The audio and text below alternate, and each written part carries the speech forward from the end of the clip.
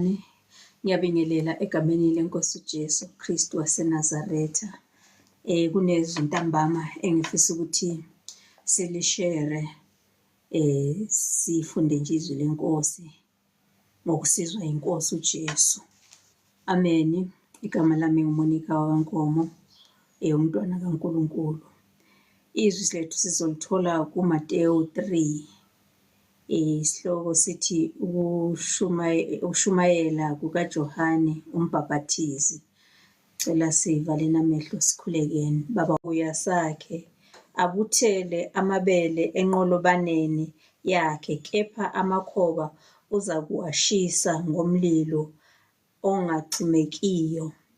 Amen. Bazalwane, nanti izwi nje sisazoqhubeka engizwa nje libekeka lapha kimi ukuthi siyabelane ngalo, ukuthi uJohane ukhuluma manje uyashumayela ukubhaphathizwa. Uthi nje lana yena ubhaphathiza ngamanzi, kodwa ukhona oza emva kwakhe ozonibhaphathiza ngomoya oyingcwele, abhaphathize nangomlilo. Bazalwane, siyabona ukuthi yizwi likaNkulunkulu lidinga ukuthi lifezeke ezimpilweni zethu. Ngiyakuleli izwi engifisa ukuchaza kahle ngalo ngokufezeka kwezwi likaNkulunkulu empilweni yomuntu. Masiqhubeka la lithi ukubhaphathizwa kukaJesu. Khona uJesu evela eGalile wafika kuJohane eJordani ukuba azobhaphathizwa nguye. Kepha uJohane wamalela wathi, "Yimi engiswele ukubhaphathizwa nguwe, wena uza kimi na?" UJesu waphendula wathi kuye, vuma kalokhu ngokuba kusifanele ukugcwalisa kanjalo ukulunga konke. Khona wayesemvumela. UJesu esebhaphathiziwe wakhuphuka masinyane emanzini. Bheka, izulu lavuleka, wabona umoya kaNkulunkulu ehla njengejuba eza phezu kwakhe. Bheka, kwavela izwi ezulwini lithi, "Lo uyindodana yami ethandekayo, engithokozile ngaye."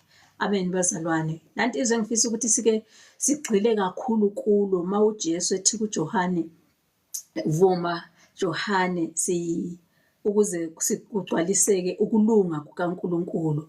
Kunezimo uJohane wayembona ukuthi uJesu, ngoba lapha emuva uke wakhuluma ngaye wathi, "Uyeza omkhulu kunami ozonibhaphathiza ngomoya oyingcwele nangomlilo.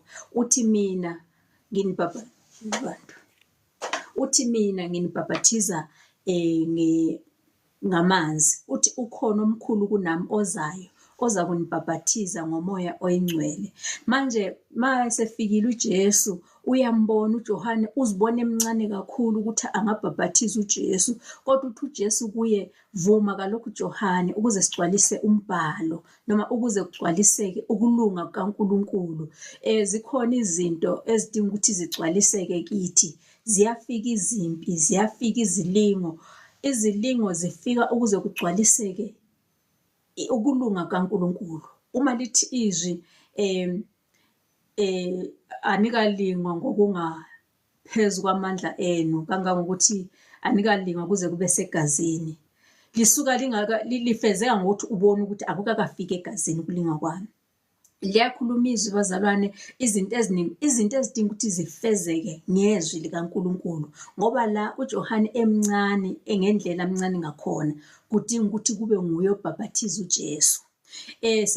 Lifezeka kanjani izwi likaNkulunkulu? Uyasuka uJesu, mayesekusuka kufakaza umoya kaNkulunkulu ukuthi lo uyindodana yami.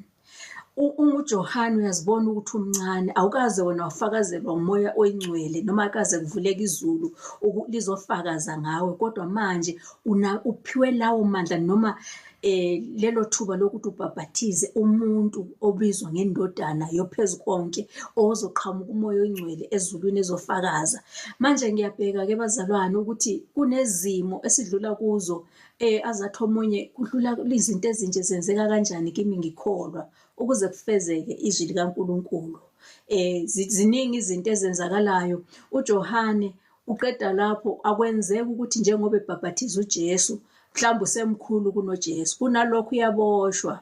Akusho ukuthi ngoba ubhabhathiza uJesu kunezinto mhlawumbe kunefavor esezodlula engeze ukumehlela noma akaseze ukwehlelwa izinto ezimbi. Ziyamehlela izinto ezimbi enjalo ey'phiwe nje ukuthi amandla okuthi abhabhathize uJesu.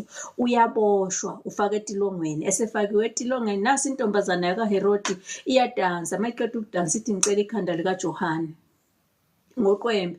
Iyaphiwa ikhanda likaJohane, uyabulawa uJohane. Akunandaba ukuthi uJohane ubhabhathiza uJesu.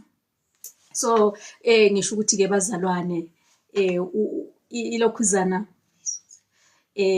isimo esidlula kuzo ziba nzima ngale ndlela yokuthi kwesinye isikhathi ungaze umangale ukuthi lento yenzeka kanjani kimi ngingumntwana kaNkulunkulu ngikholwa, kodwa ziyenzeka. Uma kwenzeka lokhu kuJohane ukuthi ethi ebhabhathiza uJesu kodwa aboshwe, uJesu futhi ekhona, wayenawo amandla uJesu ukuthi angamkhulula etilongweni, kodwa akumanga lapho kuze kufike ezingeni lokuthi uJohane azabulawe.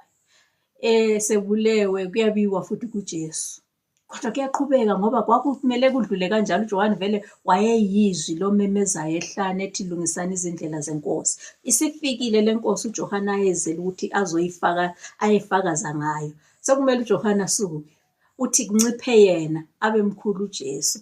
Manje-ke ngalesi sikhathi nje ngizofakaza ngalawa mazwi nje ukuthi izwi likaNkulunkulu liyadinga ukuthi lifezeke empilweni zethu. Ukuhlupheka kudinga kudlule empilweni zethu.